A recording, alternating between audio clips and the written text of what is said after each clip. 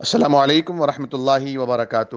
اعوذ باللہ من الشیطان الرجیم، بسم اللہ الرحمن الرحیم۔ آج ہم پارہ نمبر 9 کا مختصر خلاصہ آپ کی خدمات میں پیش کر رہے ہیں، جو آج کی تراویح میں انشاءاللہ پڑھا جائے گا۔ آج کی تراویح میں 9ویں پارے کی تلاوت ہوگی۔ یہ پارہ سورہ اعراف کے بقیہ حصے اور سورہ انفال کے ابتدائی حصے پر مشتمل ہے۔ سورہ اعراف کے بقیہ حصے میں حضرت موسیٰ علیہ السلام کا تفصیلی قصہ بیان ہوا ہے کہ کس طرح انہوں نے دربار فرعون میں اپنے نبی اور بنی اسرائیل کے نجات دہندہ ہونے کا اعلان کیا اور اپنے عصا اور ید بیضا کو بطور ثبوت پیش کیا، لیکن فرعون اور اس کے درباریوں نے ان کی نبوت کے مقابلے کے لیے ساحروں اور جادوگروں سے مدد چاہی، اور اللہ تعالیٰ نے حق کو غالب کیا۔ جادوگر حق واضح ہونے کے بعد سجدے میں گر گئے اور اپنے ایمان کا اعلان کر دیا، تو فرعون بجائے ایمان لانے کے انتقامی کارروائی پر اتر آیا۔ قوم فرعون پر طوفان، ٹڈیوں کے سیلاب، جوئیں، مینڈک اور خون کے عذاب آتے تو وہ جھوٹے وعدے کرتے کہ اے موسیٰ، اگر آپ یہ عذاب دور کرا دیں تو ہم ایمان لے آئیں گے، لیکن جب اللہ تعالیٰ عذاب دور فرما دیتا تو وہ پھر سے عہد شکنی کرنے لگتے۔ اگلے رکوع میں موسیٰ علیہ السلام کی 40 راتوں کے لیے کوہ طور پر جانے اور اللہ تعالیٰ کے دیدار کی خواہش کرنے اور پھر پہاڑ کے ریزہ ریزہ ہونے اور موسیٰ علیہ السلام کی اللہ تعالیٰ کے حضور توبہ کا بیان ہے۔ اگلے رکوع میں موسیٰ علیہ السلام کی غیر موجودگی میں سامری کے بچھڑے کو بنانے اور موسیٰ علیہ السلام کا واپس آ کر اپنے بھائی ہارون علیہ السلام پر غضبناک ہونے کا بیان ہے۔ اس کے بعد اہل الست کا ذکر فرمایا گیا۔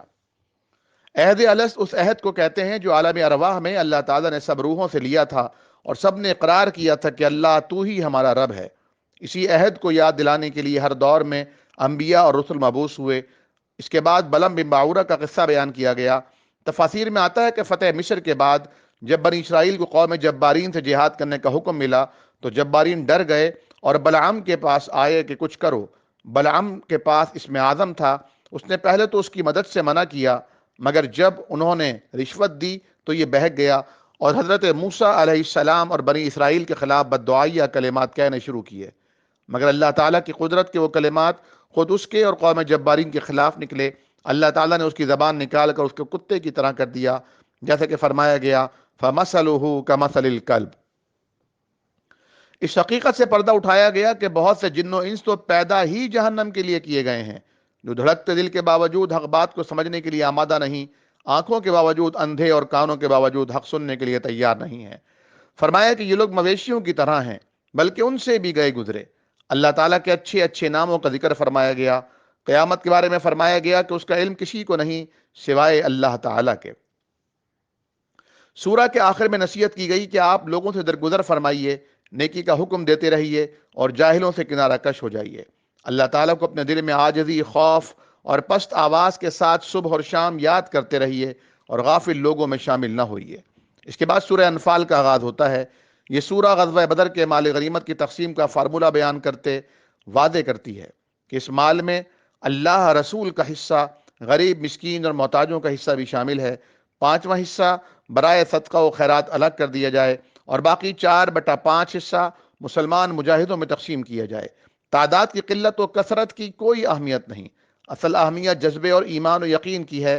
اگر مومن مجاہد 20 آدمی ہوں گے تو اللہ انہیں 100 کافروں پر فتح دے گا، اور اگر 100 مجاہد مومن ہوں گے تو 1000 کافروں پر فتح یاب رہیں گے۔ اس کے بعد مومنین کی 5 صفات کا ذکر کیا گیا، جن میں خشیت، تلاوت، توکل، نماز اور سخاوت شامل ہیں۔ اس سورہ میں 5 بار اللہ تعالیٰ نے مومنین کو یا ایھا الذین آمنوا یعنی اے ایمان والوں کہہ کر مخاطب فرمایا۔ پہلی بار آیت نمبر 12 میں اے ایمان والو، میدان جنگ میں کفار کے مقابلے میں پیٹ نہ پھیرنا۔ دوسری بار آیت نمبر 20 میں اے ایمان والو، اللہ اور اس کے رسول کی اطاعت کرو۔ تیسری بار آیت نمبر 24 میں اے ایمان والو، اللہ اور رسول جب کسی کام کے لیے بلائیں تو ان کا حکم قبول کرو۔ چوتھی بار آیت نمبر 27 میں اے ایمان والو، نہ اللہ اور رسول اللہ سے خیانت کرو، نہ اپنی امانتوں میں خیانت کا ارتکاب کرو۔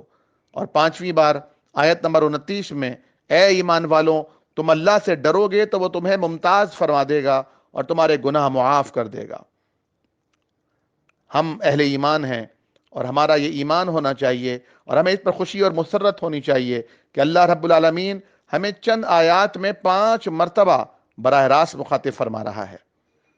پارے کی آخری آیت میں فرمایا گیا کہ اللہ ہی تمہارا کارساز ہے، تمہارے کاموں کو بنانے والا، بگڑیوں کو سنوارنے والا ہے، اور وہ بہت ہی اچھا کارساز ہے۔ اللہ کریم ہم سب کو اپنے احکامات پر عمل پیرا ہونے والوں میں شامل فرما دے، اپنی بارگاہ میں ہمیں اعمال صالحہ کرتے رہنے کی توفیق عطا فرما کر ان کی قبولیت فرمائے، اور جنت میں ہم سب کا داخلہ کنفرم فرما دے، آمین ثم آمین۔ محترم سامعین، بہت سے دوست اور احباب مجھ سے واٹس ایپ کے ذریعے سوالات پوچھ رہے ہیں، میں ان کا شکر گزار ہوں کہ ان کے ذریعے سے مجھے انہیں مزید باتیں بتانے کا موقع مل رہا ہے۔ آپ کے ذہن میں بھی اگر آڈیو وائس یا فیس بک اور واٹس ایپ کے ذریعے اس کا تحریری خلاصہ بھیجے جانے کے بعد کوئی سوال پیدا ہوتا ہے تو آپ ضرور مجھ سے کیجئے، انشاءاللہ میں آپ کا جواب دینے کی کوشش کروں گا۔ السلام علیکم ورحمۃ اللہ وبرکاتہ۔